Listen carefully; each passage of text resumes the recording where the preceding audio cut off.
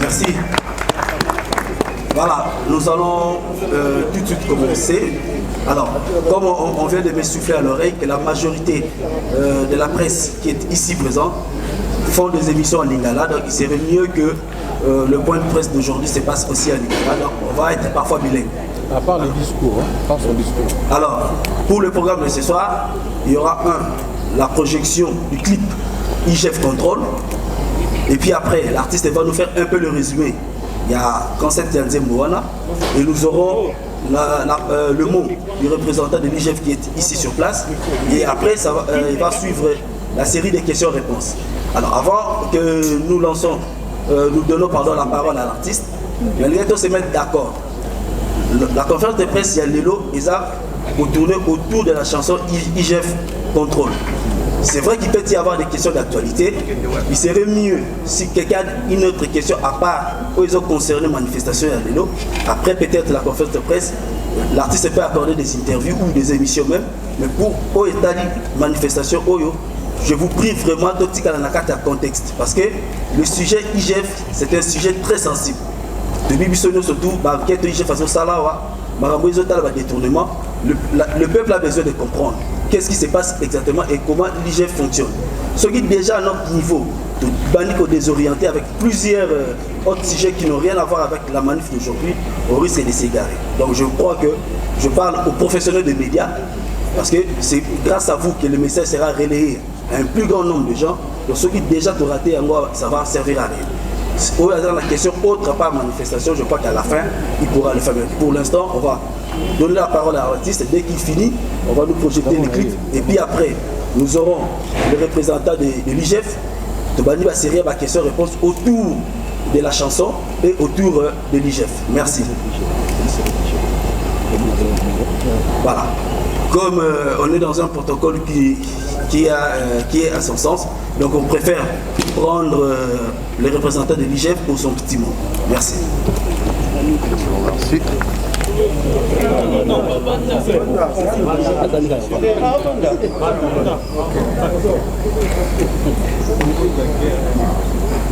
Merci beaucoup de nous avoir invités ici. Merci à l'artiste pour cette œuvre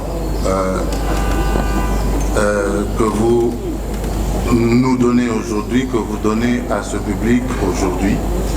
Alors, protocole oblige, je suis là pour représenter l'inspecteur général des finances, chef de service.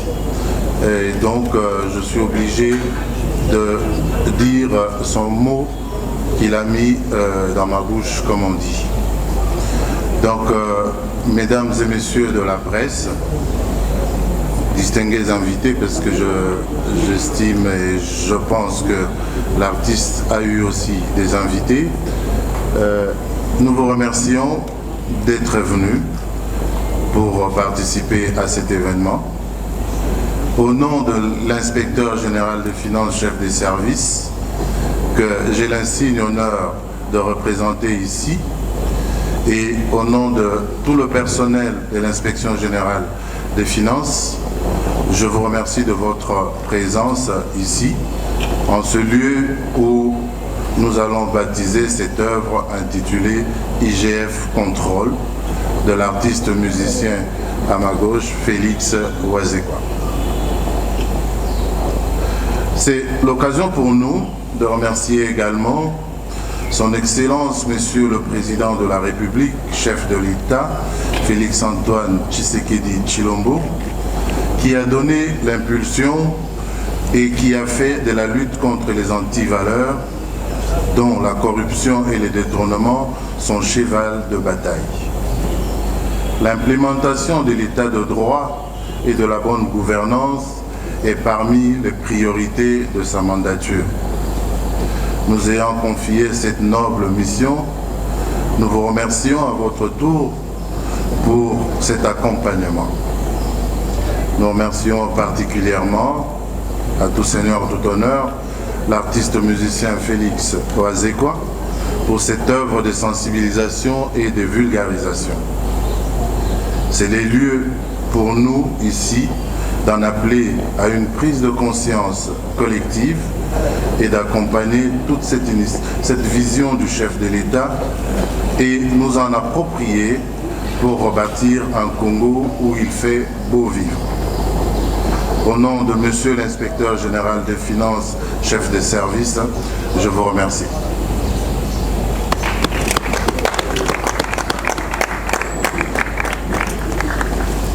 Merci. Après Maloba, il y a représentant, il y a inspecteur général des finances, M. Alégué Tégil. Tout petit Maloba, artiste, pour faire ça, le résumé, il y a œuvre ou projeté tout à l'heure. Merci, l'artiste. Oui, bonsoir. Oui, allô. Ah ouais. Tout ça, vous avez bien. À moi, le micro, on a balance, micro, on a tout ça, on a un concert. Allô, allô. Une, deux, trois. Allô. Ok. Vraiment, merci. La CPL Mingi, ma présence, il y a Negonabiso, Guy Marie.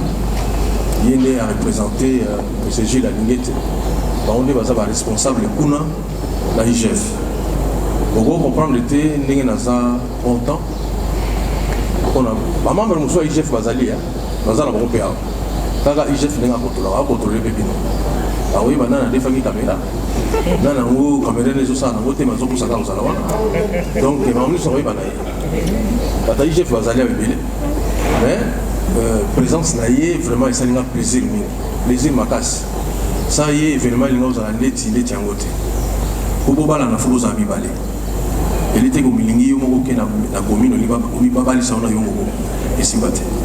Donc, puisque ça va tout ça, le mariage, non, IGF. Donc, le voilà, au balé, donc ça dit que ça dit bien. Donc, moi aussi, le voilà, donc c'est qu'il va les allier. Voilà. Et là, on a eu Sabino, nous avons beaucoup eu, tout Saliango. Abandaki yango banda na mois ya décembre na poto parce que nazaki déjà en contact na Gilles tout solo souci na ngezalaki ke vraiment tout ça na nzembo moko boye et sensibiliser bato nzembo oyo esalami na kisasa te bandaki déjà bana mosika ti na ndenge nayaki mpona liwa ya defa oboyebi ntango sikoyo tokudi defa le 22 janvier nabaki bino baactivité sikoyo fe banda. Voilà, il y a une activité où il y a un Zembo et IGF. Nous sommes très contents. Mais Bino, la ligne de présence de Bino est servie pour vulgariser ma Zembo. Tout le monde a parfait. Jamais. Donc, Bino Kandé, la haute place, il y a pourquoi pas Zembo tout soutenir. Là, souci dans les alliés que discours dernièrement, la IGF, j'ai dit l'équipe avec Sagibiso. J'ai dit la semaine passée, vraiment, je et ça n'a pas passé bien. Sur 100% de bon, il y a 20% de ça, 80% il y a donc, tous avez un problème avec les tous avez un problème avec l'acte, on a des gens qui ont des caméras, et ça a un peu de mais ceux qui sont en caméra, on a pu le côté, parce qu'on a caméra. juste au début c'est mon la caméra je la sais pas toi qui keba oui mais ça mais ce qui mutamuni qui a zone dimaté qui sa caméra ou ba caméra ya ou ba chaka bani za ndete sa la terre je pense que le bomona qui ça donc d'ailleurs on a ce que j'ai fait on ça va casser donc on est très content pour l'ensemble autour bien on a 8 langues donc 4 langues nationales na biso et puis to bakisi kimongo to bakisi kitetela kisakata na katuana na français zembo retourner tout ça là on a profité na remercier vraiment l'université à culture pays vie ndenge encore une fois la talent na bango dans zembo tout ça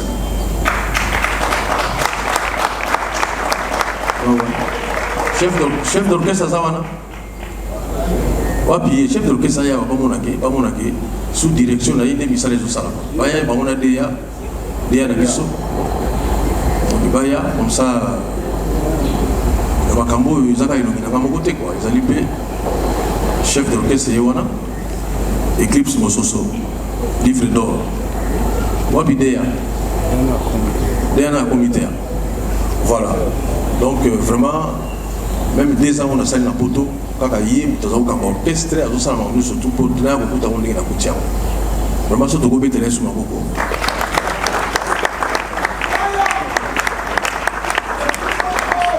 problème na ngana zanga na ngana maboko so ba bindele mon nombre to ça so beta maboko oyo ka penza mais biso tellement to ka barate na maboko pe to ka barate vraiment na sengi ka maboko ya pamba mais maître Jamos vraiment maboko pe na ngona beta maboko voilà votre fils de cause archi également passé voilà merci mingi alors place la CPLP mingi nana remercier mingi mokendi yende gérant baza bango na maman Deborah nde bazo s'occuper de sikoyo ye tanga kozoma loba na suka awebisa bino date oyo tokobeta awa na Chetemba donc awebisa bino date wana kaka na mois oyo faut tobeta na Chetemba pour le 8 mars tokobeta na boyebitela hotel oyo Gracia oyo esali na Bandal eloko monza masali kololo mais ça on a pendant on dit que ça va donc na libi kote eloko ndenge fallait ça na Bandal mais ça voilà mais souci na ngeza ki le 8 wana na zana nga awa au Christi Diamond à Obeta fallait na zane éviter na mais ba ilinga mo le sous conseil voilà donc on souhaite la bonne chance na Christi pour la concert je vous ala la Bandal na suka na ndenge mokenya koloba peut-être nous le basiko mais na suka alors si vous allez prêt total na nzembo on attend 2-3 fois parce qu'à partir de nzembo ndé on peut saper ba ndeko na biso ba journaliste ba mituna ba question koya presque pourquoi boyer kaka ndenge modérateur à lobby Cédric Abazi tout tourner mingi na likambo ya nzembo vraiment na kosisa malobate sans le message sur la lignette vraiment ça a confiance et puis nous avons remercié Nzambe na ngai oyebi wana za kutasamba la mingi yawe nous avons remercié parce que bamakambo boyokaki ya baboko yibamaki soki po mona kaka ebimaki nzembo olingana sala kote talaka moyibi yo moso ozoyembela so babiyibi elinga osimba te donc yango moniere moko tosa mibeko ya Nzambe ezala bien voilà donc eloko wana nazopesa maloba epai ya mbo azali wana napesa maloba mpe epai ya Gimari bato baoyembela IGF vraiment eza role na nga te mais totala mpe probité morale na bango totala probité morale ya motu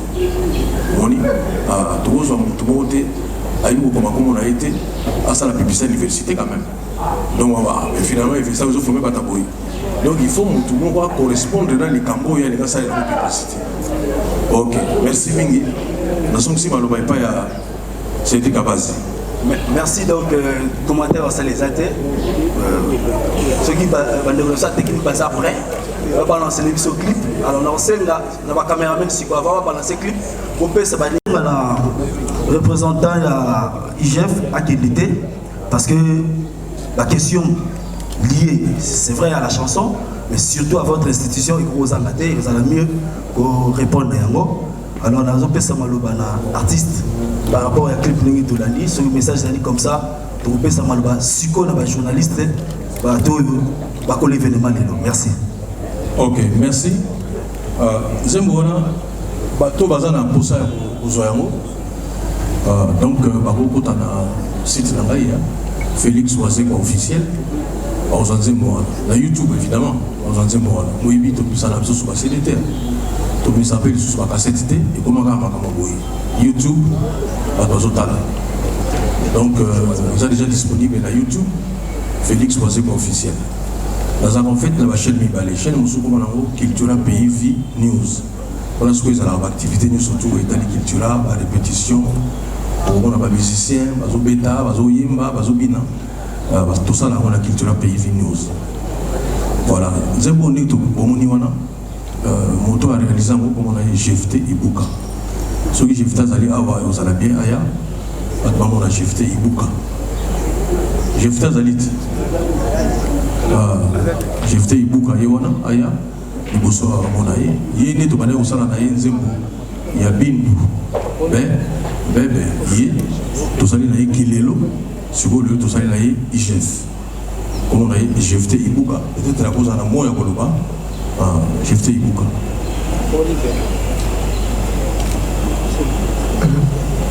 Bonsoir à tout le monde. Moi, c'est GFT Ibuka, réalisateur et producteur de vidéos et films.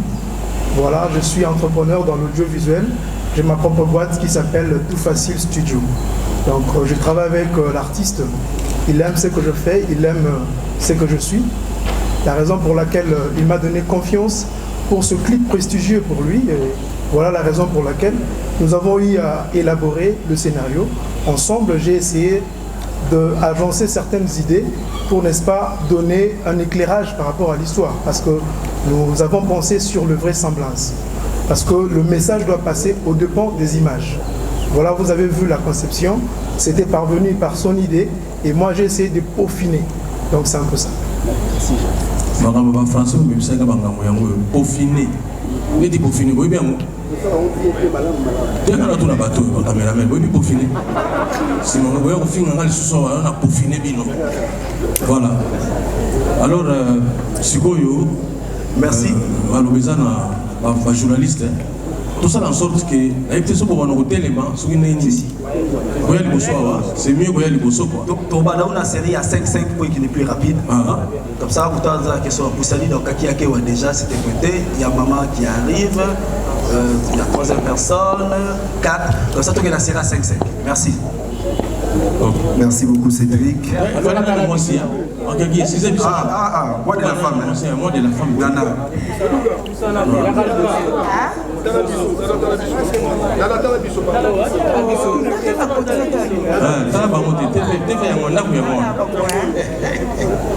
Bonjour à tous. Bonjour.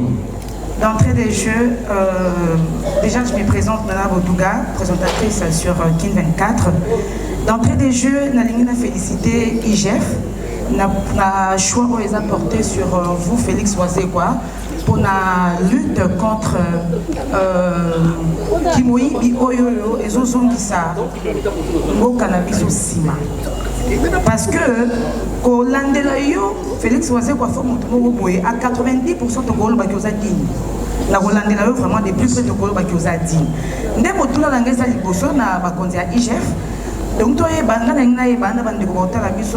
est-ce que Bakanisa qui peut associer par écrivain? Parce que les paroles s'envolent, mais les écrits restent. Et alors, deuxièmement, Eza Motuna na yonde croisé quoi. Binomoro déjà au départ, artiste, au sein de la Ramaramboye Mbarati. Pour preuve, Boemba Babolingo, bas sujet belé, au bino bozara, bino unité, bossé la raté. Alors, combien de pourcents faut moutou, ozo pesa, nanzembu, oyo yo yembi, que éco-sensibiliser c'est bien beau de accompagner Nzembu. Mais est-ce que, écoutez qui s'amille, bikoïba, parce que, bien, on est bien public. Nanzembu, aux assure, baboyo, kayango, pe bakoto, sa barotika. D'autant plus que bino bossé la norme ramboye baraté. Merci. Merci. On passe à la deuxième personne.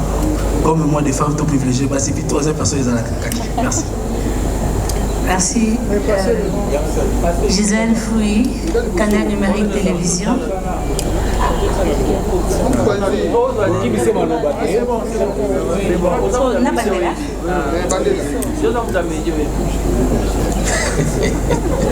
Excusez-moi. Je disais Gisèle Fouy, Canal Numérique Télévision.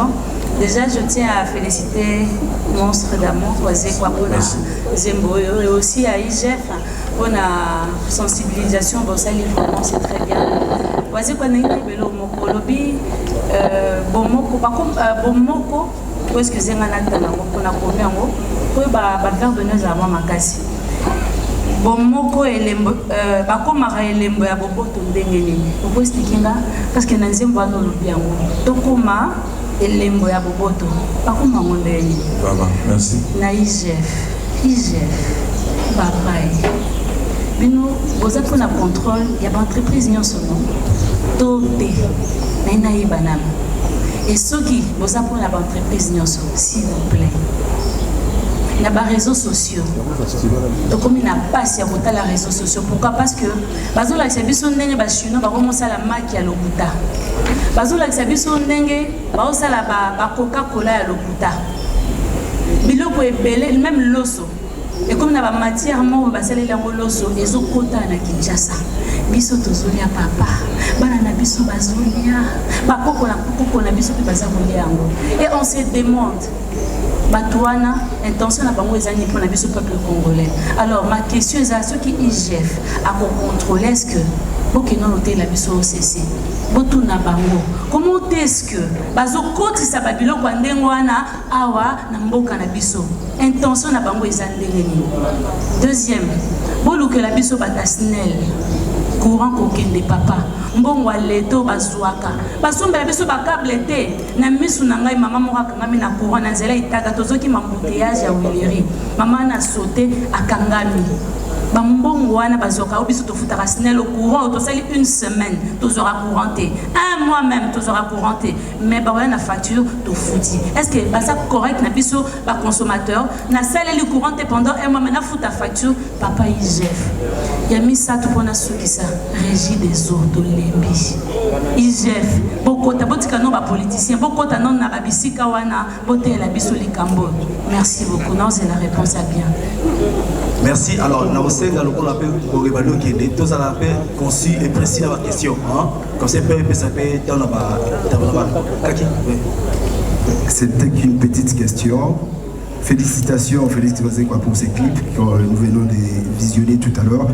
Ça m'a fait penser à un clip de Cultura PIV que demandent les peuples.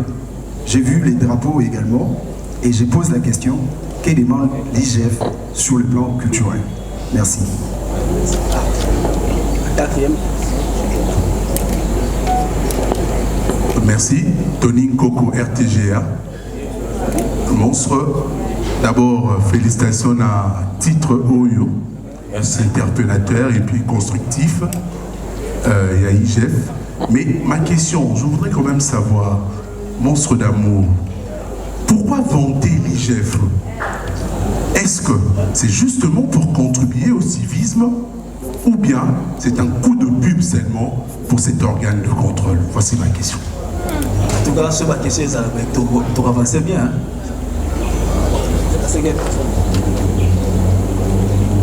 Maréchal Tito, antenne A. Alors, question à moi, réponse c'est là pas monstre et puis représentant à IGF. Dans ma lobara monstre, autant lobara, ce qu'on a mbongo à l'État, il va rappeler d'explications. Mais tu remarques qu'on dirait qu'il y a des explications pour les Kangabango, alors,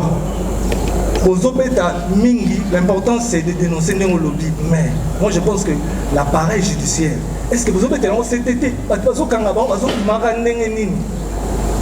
avez focalisé pour dénoncer. Mais les magistrats, justice, et puis pour finir, félicitations, genre musical, le bêtise qui toko. Mais j'aurais souhaité à la main Fimbu, mais il y a un garanti. Voilà. Merci. Alors, comme tu vas une série à 5, comme notre ami est déjà ici, je suis M. Nassis Moutoko de www.art.cd, le premier portail numérique des arts et culture en RDC. Félix, je dois d'abord saluer le travail, la qualité artistique de cette chanson parce que au-delà de 4 langues nationales, vous avez encore ajouté ce qui permet justement aux Congolais d'ici et d'ailleurs de bien pénétrer le message. Aussi un travail de qualité à la direction artistique parce que la chanson est beaucoup plus accompagnée par la guitare basse. Et ce qui permet encore de renforcer encore l'audition, c'est un travail de qualité. Alors, mais moi, mon souci ou ma préoccupation se situe à ce niveau, c'est au niveau du scénario.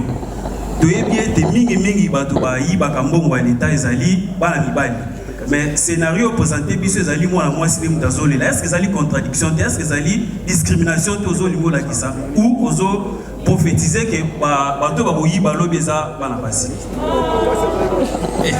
Merci, donc je crois que va noter ma question. Alors, ce qu'on va faire, la question est destinée à l'artiste, au vidéo en haut, puis dans le aussi, j'ai fait la vidéo, ma question est, pour la deuxième série, ma question. Merci beaucoup. Félicitations à l'artiste. Merci à vous. Chers frères, consoeurs, vous allez nous excuser. Le représentant de l'inspecteur général de finances, de la Linguité, M. Guy-Marie Moukouba, n'a pas eu mandat pour répondre aux questions du journaliste. Il y aura un moment dans les préparatifs, dans ce que nous appelons débat citoyen. Il y a un moment où nous allons inviter les journalistes. Ça arrive bientôt. Alors gardez vos questions, vous aurez à les poser toutes. Merci bien. Voilà, merci. Donc, comme tout ça va tout, conforme, on va respecter cet engagement-là. Donc, l'artiste répond à ma question, il a destiné. Mais n'empêche, sur la idée, sur une question, je poser une IGF, il y a moins d'idées selon lui, mais on répond comme représentant de IGF, mais comme artiste. Merci. Oui. Donc, merci pour tout Kenenuki, parce que je l'ai préféré, que nous avons déjà mis là. Pas que ça n'a déjà parce que c'est vrai que ton côté a besoin de la mobilité, mais on a la qualité de l'image. Donc, nous avons beaucoup de choses. Ce qui vraiment, nous avons aussi ça mouille quoi. Au moins, nous avons beaucoup de choses. On peut ça la musicien pouvoir tout ça na biso na moté. Oni mingi on peut ça pouvoir tout na biso na moté. On a un musicien ce qu'on va dire est on dirait que vous allez sauter. Les lots bien à Mokili, on la paix, les années de ma paix, le lobby a changé. Les êtres soupés, les années malades, il y a malade, on peut pas le lobby, pas comme ma paix. Donc, le banana dans un mot, ils allaient souhaiter. Comment tu veux que tu ligne RDC, et tu ligne l'ambition de développement en côté. Mon collègue sous on a évité sur la TV, mon collègue on a engaillé. En limité que Kabila la salle qui mission qu'on a engaillé, Kabila la salle mission qu'on a engaillé. Dans autres la peine TV mouillé, nana botuga. Donc il y a un consambo qu'on a époque wana. Joseph Kabila lobby. Au lobby n'a pas que au Fugoli ba au lobby récréation ici ni ba porte ba caché fumami tout le monde a pu montrer au Kangate. A lobby boye. Au lobby n'engé wana mais ba tout le monde ba lié qui mongo ya l'état côté ka ba est wana bitu bezalaki. To kanga ibango. Tel message qui passe ni wa soda bazaki na nzala to komisa ki ba komisa. Mais après enquête moko azalaki na innocent. Les gens des petits pour nous faire les capables. Donc on m'a quand sous tout le monde en cité, ils ont amené la réalité pénale. Donc pour moi dans monde la politique ils ont sous la réalité mais mingi la vraie réalité nous allons apprendre dans mingi pemeni à Jules Linguette. Parce que dans une sous pénale n'engue penza izalaka. Voilà. Et on a mégé koyo ba mingi to kutani plusieurs fois. Donc comprendre à peu près où on a koyo boyeba.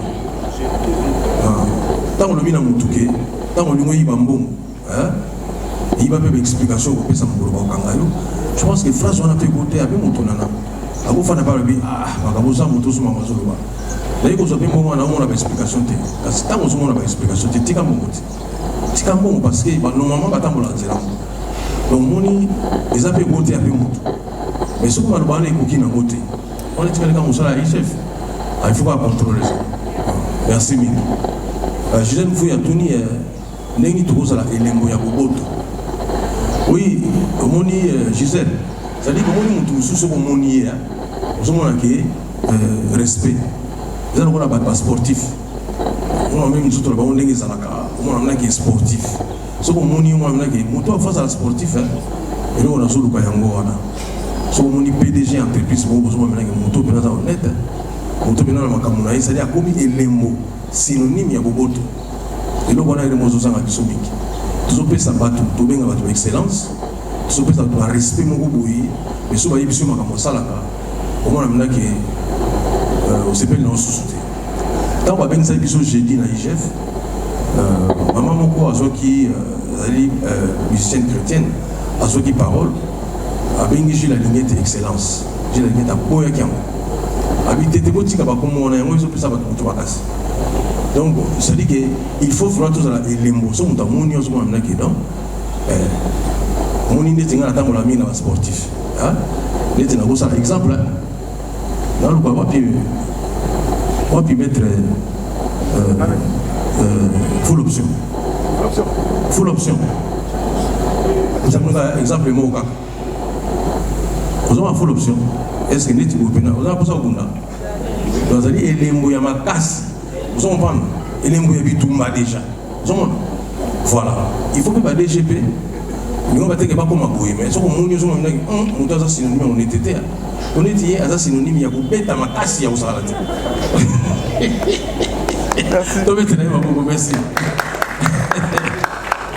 wana maître Jamos full option ozomona ke sokuta boye soko kutale na ye c'est-à-dire que posa na bituma moko ezwi kwa shoko c'est-à-dire que tina so budeza na muti voilà il faut pe ba continuer biso to moni bango ba pesa biso na te muto akosa na honnête on a nie pe na moi vie privée moni pe ke ezape bongo elo ngana lo bilaka yango wana mama Gisèle kaki yake wa tuni que demande l'IGF sur le plan culturel moni justement IGF a senga biso boye tamba bingisa biso to sensibiliser to sala banzembo ya boye eloko même bandeko na biso bazokoya baconcert na poto bazokobande yango toyimba banzembo ya boye banzembo moko ezosensibiliser bato ezopekisa bato na ezaleli moko boye oyoka teke wana chéri ebimi likambo moko ebimi boye voilà bato IGF balingi ndenge wana tobongisa sens ya banzembo na biso d'une part et puis d'autre part tozala bato oyo kaka neti totoloba wana elembo ya boboto biso mpena tokoma mpena neti elembo ya bitumba elembo neti ya koyokana te eloko wana maleba-lebi toko nga nasala effort koyebi yango likolo koyenge nasala effort nasala effort vraiment nazongisi meme bajos bagisaki balongwani na bango émission nana boduka tellement taka nana mama nanga mama alobi na mama soki oyo olingi nini otebana bazonga na bokaka tozongisi bango nasala effort donc effort wana esalama mpe na bandeko mosusu biso baartiste musicien toni koko atuni est-ce que ils ont un coup de pub. Non, Tony. Ils ont un coup de pub. Ils ont dit que si on a un malheur, on a passé, ils ont touché. Monsieur le Bamina Kisakata, monsieur Zana Kimongo, monsieur Zana Kitete là, Swahili, Chiluba, tantôt on t'a pas maîtrisé, mais le connu soit là, dans la Congo, c'est difficile. Mais si on l'a dit, ça touche énormément. Pour la petite histoire, on est tout le temps aux yeux manettes par exemple na Kimbongo. Ah oui, ce qui c'est un mongo na vandelia. Il moi un mongo mais mongo pas vandelia. Aux autres qui sakata, muta qui sakata pe ayewana. Donc aux autres chiluba, muta chiluba, ça dit que c'est moto sala bongo. To limiter maloba. Moni émotion ils a mis na maloba msou biso toujours katé. Ils a coup de pipité. Ils a vraiment que photo sensibiliser bato. Moni tango yebele boye to za na kati mise en scène. Ils a pena. On déjà na YouTube. Le nombre de filles on a bon, ça va déjà, on a payé Gaga Gilles Alingete, on a payé Gaga Guy Marie, on a payé tout ce qu'on a payé, déjà. Non, il faut le lancement et ça là. Au moment où il faut le lancement, il y a les petits moments de la sagesse. On a déjà, mais souvent, tout ce qu'on a dans conférence de presse. Parce que tout le monde a marqué, il y a autre chose ça là. Rapidement, ils ont l'histoire, l'histoire de la Bible. On a ici quand même souvent en Israël, ils sont gagnés, qui même sont babité qui bako. On a basangisi mabanga, basali signe mobaï baka. Pourquoi? Et rappelle on soit victoire, soit défaite. Ils sont au moins la tendance moya boye bako.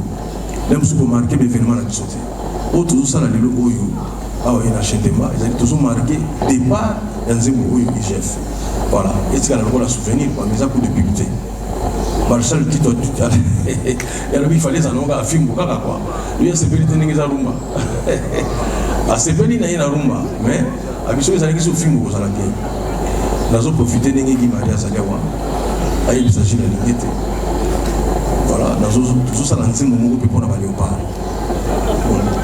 Mais tout ça dans le financement. On dit que nous avons un léopard, dans zone de l'autre. Il y a un bagage, surtout tout ça, on dit que nous avons un côté. Donc nous sommes aussi, vraiment dans pour ça, tout ça la featuring, nous artistes mingi à Congo. Vous excusez la table à Congo. Mais nous avons déjà préparé nos artistes mingi, quand on a un film, à table à Bobina, mais pas Yemba. Bobina bazala bango et tinzembo ya IGF biso to bini te moni ballet national bini ballet national te bini voilà on assiste à l'obi katuni les kamo za bien to mesana ko mona ba mi bien o za ba mingi bibali siko biso na ma oyo utaki na ba sacrifice asaki na oli kamo go boye za mo bien te ko za na bien te oli na ba ndenge wana conscience ko za la troubler la zo ba pena que non to yo asala ki boye si nous avons conseillé sous son ligne à cause de la réalité, donc on dit que finalement on a côté ce qu'on a gêné. Vraiment sincèrement si on a eu origine et les Camerounais on préfère na imate. On préfère na imate. On dit tout ça na tete film comme on a eu dingwe, ou bien ça mutakis. Mais ce que sur la naï beaucoup ça peut sur la petite sur la qui cité. Voilà, so pas câble le rôle na yo. Mais ce pas émission que on lit pas on a auto ça travailler en haut, des fois mais aux autres parties, je pense que commence comme pour donc, moyenneté, si on a eu vraiment cause à la moyenneté. Voilà, Jordan qui a là, le bien, si on a joué combien dans ma donc, vous comprenez bien, vous voyez que ma campagne, tout ça là, on peut par patriotisme. Bien que j'ai fait qui m'a moyen quand même pour clipper ça la bouille. Voilà, mais ma campagne, tout ça là, on par patriotisme. On a eu si bien, il y a un zéma léopard, on a ça là déjà mis balai, mis ça. Mais l'État peut s'en monter. Mais na bolo bateke na IGF na jouer le côté non mais ali comme ya le la boyete ko mo na ngopele muso ya ele kebele nga peut pas contrôler nga ou bien kaka boy zomona vraiment Mediastar a lobby pour oui mais pour ni ko la IGF kaka sikoyo alors que oui effectivement IGF bana depuis 1987 là il y a tentative même ya kusala le bana on bana na makala mais il va na bena IGF en 87 oui. Non, on a eu l'IGF Sikoyo parce que faut le baliser comme les alliés. En tant que vous avez un économiste, mais dans un niveau monté dans les mille mois ils sont. Mais dans un économiste, ils ont un cours de études de la salle. Non, ceux qui financent un mot que les autres ont la bienté, on s'en a amené le monter. À table on ici courant, on ici maille, on ici magasin surtout. D'ailleurs, on va retourner dans les sous on a déjà besoin d'utiliser un mabé. Et on a dit non, il faut tout le monde dans le IGF, on va aider on a dit non, ok, et on a le dans Zembo, mais facilité. Donc, vraiment, il faut les allier, nous avons parce qu'il faut tout bananer par one. Au niveau de la bilanga, il y a un Congo. Mais ceux qui disent que le Congo, on a déjà un 100, mais comme il y a un fight. On dit que moi, tout ça, je bilanga, on vient aux alatés. Il y a une importance dans les combats de ming, tout est bien pour les chefs.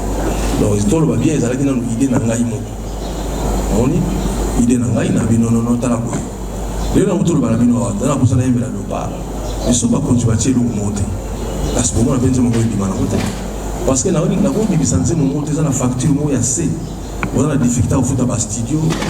On a des valeurs secrets. Nous avons aussi la léopard. L'équipe qui est la carte à léopard, on a joueur et amassé. Mais là, tu as Denis amassé. On a mis des films. On a joueur et Vita, il y a Imana, il y a Lupoko. L'équipe a tout ça. L'équipe a on a peine à Potopé. Abina. Au bien à Bakambo, Bina Kaka, comme ça, tu la biso. Non, il faut aller par exemple au foot studio, Boyer, à quoi qu'il y ait gratuitement. Maintenant, il y a mon foot à studio. Voilà, donc nous avons il faut pas l'État pour Tamakambo. Vous allez bien. Et puis, le boulevard de la presse à l'objet, pour la Nini Baram, mais à la Kiawa, Nini Makambi, Bélé, Banzeleza, Boubeba, mais toujours bien la montée. Non, parce que ceux qui bateau, on a la salle projet, on a la salle à Boyer, ceux qui ont accompagné. On va voir secret mon document là bas konzimi pour la makambo et comme ce que zali au monde a beaucoup liba monter biso to sala ko mais ba konzi ba comprendre na ba peki ba misebe ba zana pouvoir na ba on sauter on appelle musu qui na ba projet wana te ça là biso passer mingi voilà et puis na Jordan Lubaki impact à IGF sur l'industrie musicale congolaise oui impact des amakasi parce que sur le lot IGF va nous contrôler biso le rôle ba sokoda. Donc, tout ça m'a mingi. D'ailleurs, tant que tu as une réunion, promesse à Guinée, on va contrôler la Sokoda, on va contrôler la fonds de promotion culturelle. Il m'a dit la Ligue Talobaki à sa bande déjà contrôlé. En tout cas, on a bien soit contrôlé après, il y a bien quoi. Et puis, on a donc, tant qu'on s'en appelle la Sokoda, là c'est tout le monde clair.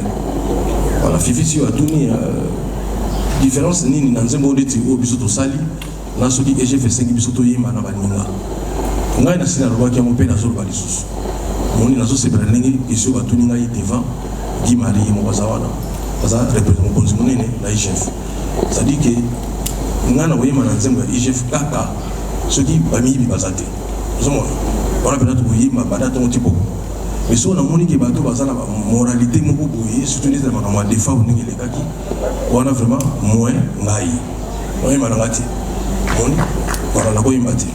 Merci. Merci. Je crois que si c'est la deuxième question, sur la question sur ces athées, et Sili, voilà. Oui, Sili. Alors, tu vois, nous, qui est vraiment la manif Lilo, je trouve sa parole à Gérard Moukendia Demba par rapport au message, et puis tu as l'artiste pour clôturer. Merci. Bonsoir à tous, bonsoir à toutes. Très heureux de vous recevoir dans ce bon cadre Yamila Chetemba. Merci beaucoup à président Félix Photo. Très bien, Félix Oazekwa, merci. Pour la Nzemboro et IGF. Et puis merci de la présence de M. Guy Marie pour représenter IGF. Donc tout ça vraiment satisfait qu'il y a une bande de presse. Na IGF, na Cultura Pays, na président Nango Awa, na Boka Drapoyo, et à Village Chetemba. Alors, nous sommes tous sans ignorer que tu es mis que ça dans des combats, tous ces pays qui ont la présence de IGF Pesawa. Pour occuper, pour constater vraiment que Moussala, Village Chetemba, Moussala Lelo, ils allaient dans tout, il y a ça le spectacle à Congo, où ils ont ça la fierté. Et pour Nayango, nous avons un œuvre qui est pour les musiciens, en l'occurrence, il y a chez Temaka Aimé, le même le monsieur, le mécène, pour vraiment comprendre soin, il y a pour s'occuper des musiciens, la période difficile, où il y a besoin de la Likambo, mais il se sentir un peu ressourcé dans le village chez Temba. Alors, une manière peu que vous pouvez vous chapissoper le beau copain dans la sur ça, vraiment avec grand plaisir. Alors, pour nous profiter dans le tempo où il y a IGF, village chez Temba, et c'est bien qu'il y a un babino nyonso. Et tu reçois à Rawanate, tu vas accompagner Félix Oazé pour nous banger dans concert, je pense, 2 ans. Au petit nom concert, il y a Kafou Kafouté dans la ville à Kinshasa.